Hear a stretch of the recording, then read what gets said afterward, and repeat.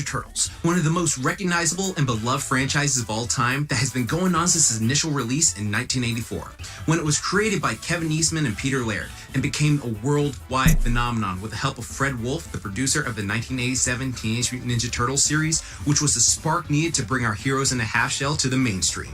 Lovable characters, great comedy, and thanks to this cartoon, a mass of action figures, video games, movies, snacks, new comic books taking elements from the series, and even a crossover drug PSAs. Get real. Get out of there! You got it. Let's see if Joey's that smart. I'm not chicken. You're a turkey. The series had become a goldmine, but as all good things must do, the original 1987 series concluded in 1996. But you can't keep TMNT down. And it was quickly followed a year later by a certain live-action Fox Kids show, which is honestly more hysterically bad than I'm getting angry watching this bad, which spawned the first female Ninja Turtle and also had a crossover with Power Rangers. But it was so poorly perceived that they had to reincarnate both with badass versions in the future comics. But at this point, the TMNT was just in limbo. Sure, games and comics were being made, but nothing gets that coin like an animated series and a movie. So we got the great 2003 series. Now, this series was darker and more in line with the original comics and actually took a handful of stories from them and added onto them in future episodes. The reason for that was because this one was heavily supervised by Peter Laird and produced by Lloyd Goldfine, who loved the charm of the original series, but he felt that they missed the whole ninja assassin vibe they had in the comic books. And so he reworked the series to have more adult themes, better actions, and less comedy. Well, until later seasons, but we'll get to that. This show ran from 2003 to 2009 and is considered one of the most beloved Ninja Turtle series to this day. And 3 years later, we were followed by a CGI 2012 series, which took the best of both worlds to become an amalgam of the comics, 1987, and 2003 Turtles. Since in this series, there was heavy comedy writing, phenomenal action, and some of the most emotional moments you could ever experience in an animated series, and this one went on until 2017.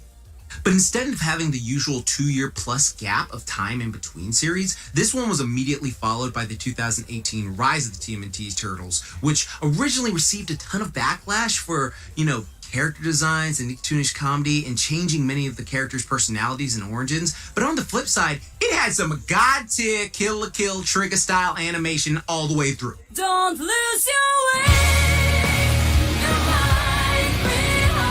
This series was heavy on the comedy and anime influences, and it shows. But sadly, this series was canceled / put on indefinite hiatus because of its poor performance on Nickelodeon, which we'll get to later. Now, the reason I worked so hard on this video and I wanted to talk to you about it today is because each of these 4 series have something of great quality, but certain TMNT fans just get so insanely tribal over their personal favorite and will actively diss the other series without even watching them all the way through, or just because this is their favorite and this is what they will stand for the rest of their life. Just go to the TMNT Facebook page and you'll see a bunch of ignorant-ass fools on every Rise TMNT post. There are some fans of the 1987 series that dismiss every other TMNT because they aren't the ones they grew up with. And will say 2003 TMNT is too dark and too emo and blah blah blah. And then 2012 has CGI that is ugly and Rise of the TMNT is just stupid with ugly character designs. Then some 2003 stans will say their series is the GOAT and belittle each and every other series because the 1987 was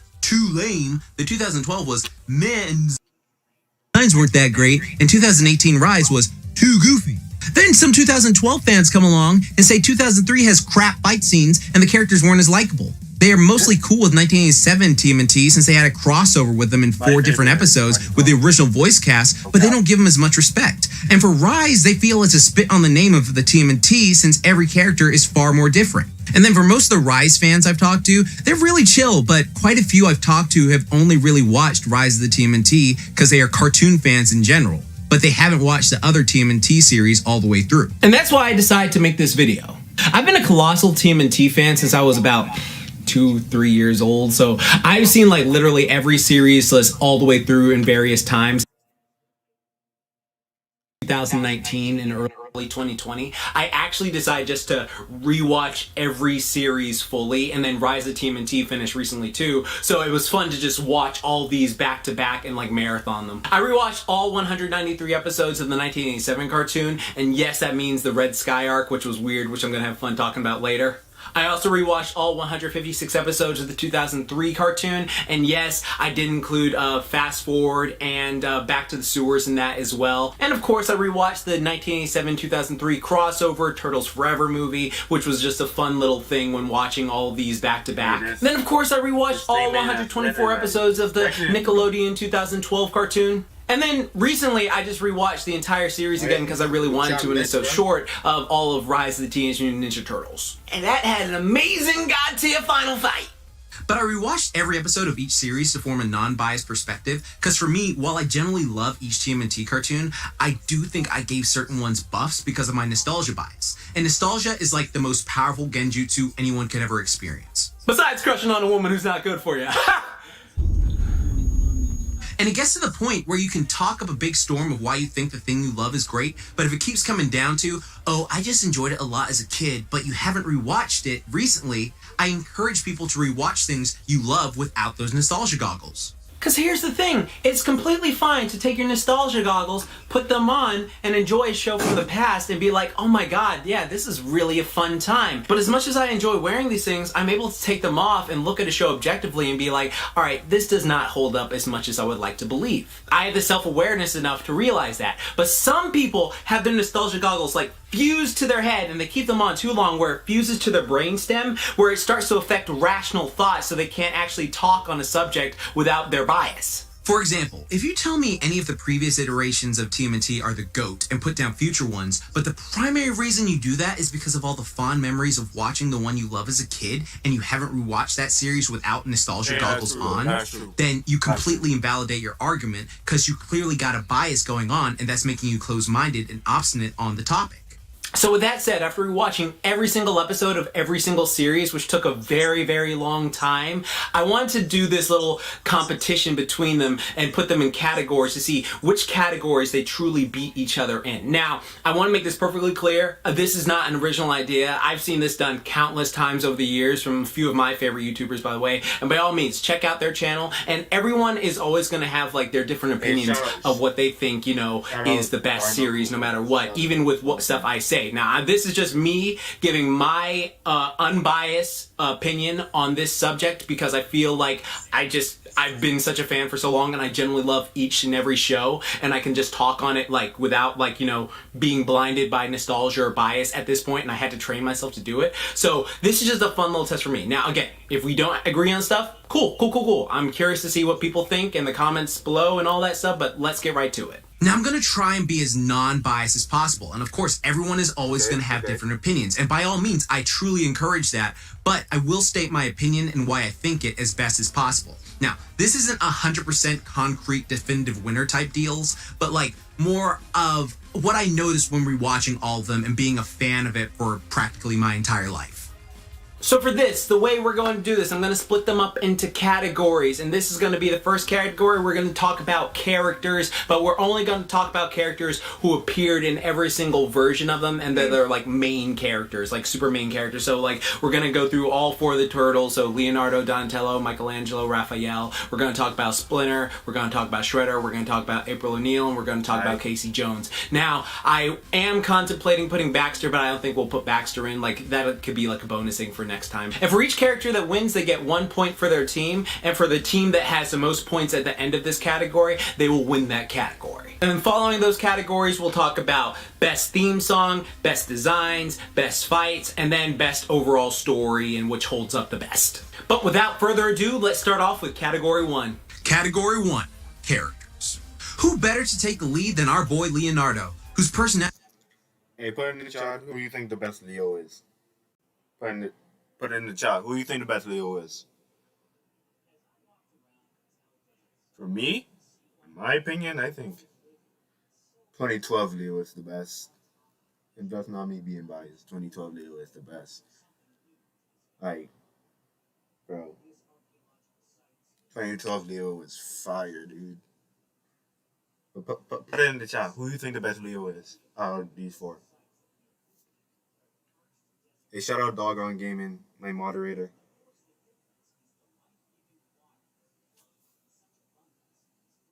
went from being consistent to drastically different in the current iteration. So let's just go in order, going through all of them. 1987 Leonardo. This version of Leonardo was like the charming superhero type a la Superman and All Might, and felt like he could always save the day with his team, and he was also a very competent leader. So competent, in fact, that when he decided to give up being the leader, none of the other turtles could accurately work together until he came back. He was always helpful and always wanted to do good things, was a dedicated student of the martial arts, but sometimes he would get very carried away with things like reading and playing video games, but he was always the one you could count on even if he was afraid to do something. And something I have to bring up is the fact that the 1987 Turtles and Future series seem to get the shaft a lot. For example, in Turtles Forever, fun movie. Love the movie. Think it's great on the rewatch and stuff like that. And if you watch it as just a casual fan, you'd enjoy a lot of stuff. But boy, do they throw the 1987 TMNT under the bus in that film. They make them all goofy to the point where they are nowhere near as competent as their true selves just for comedy. They turn themselves into cowards at multiple points just to show how cool and badass the 2003 Turtles are in comparison, when they would never, ever run away crying from a fight like that. Boy. And they even changed the voices, but that was due to a licensing issue at the time. But thankfully, when they appeared in the 2012 series, they were given the respect. The first time, at least. And they were competent, albeit eccentric fighters. But in the last two episodes of the 2012 series, they make them into jokes again, like they can't use their weapons. I mean, since they rarely use them in the 80s due to censorship and also cartoon gags. But it's a shame, because there are so many things you can make jokes of from the 1987 series. But making it seem like they aren't all that competent when it comes to fighting when you had them competent the first time is kind of whack in my opinion. But at the end of the day, 1987 Leo was a great leader. Now on to 2003 Leonardo.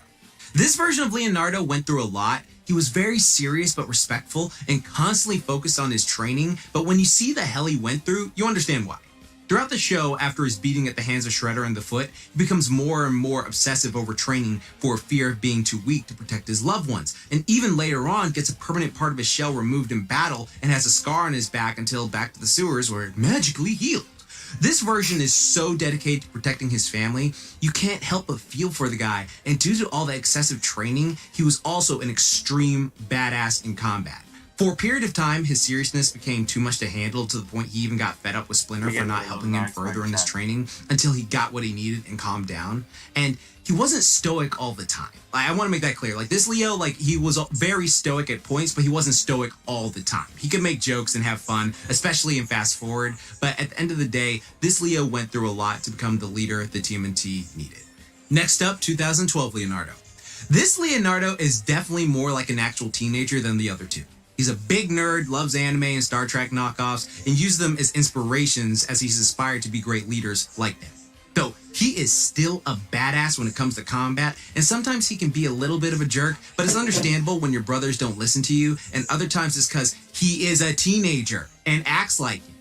Later on in the series, he undergoes massive character growth after being temporarily crippled by Shredder like the 2003 Leo, which is based off what happened in the comics, and after that, he truly becomes the competent leader of the Turtles following this point.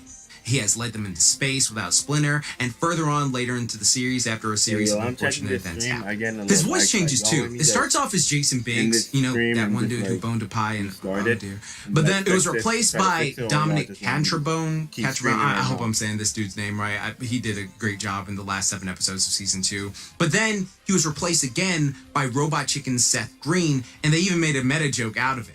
And honestly, I just like Leo a lot more when he's voiced by Seth Green. He just brings out a lot more of the leader aspect to Leo, which is fitting since he has undergone tremendous growth at this point. Following that, we have Rise Leonardo. This Leo is incredibly different than all the other Leos, as it's pretty much just Ben Schwartz. Can you direct us to the local science fiction convention that we are currently dressed for? Don't get me wrong, I love Ben Schwartz, but I'm pretty sure the last few Blue characters he's played are all the same character, just in different dimensions. Dewey, give me a turn. By the way, DuckTales 2017 is one of the best anime series of the entire decade. Go watch it. But this Leo is very much a laid-back, pun-making, joke-telling teenager. He rarely takes anything seriously and likes it that way.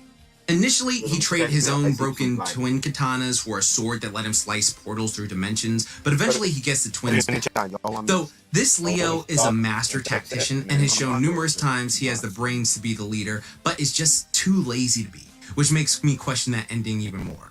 I think if they ever do Turtles Forever 2, where all 4 generations meet, the comedy that would ensue between this Leo and the other 3 would be such top tier stuff, as he is so incredibly different than all the other ones. Like, basically, at the end of the day, it's Ben Schwartz doing what he does best and is incredibly entertaining to watch. The winner of this round? Again, I rewatched this series without personal bias, because for years, 2003 Leo was my favorite Leonardo, and he is still honestly my favorite version of Leonardo to this day, but I cannot sleep on 2012 Leo, and here's why. Spoiler warning up, we constantly have to see this Leo grow from nerd to competent leader, and after Splinter is killed by Super Shredder and does not come back, he has to step up even more and become the leader his brothers depend upon because their father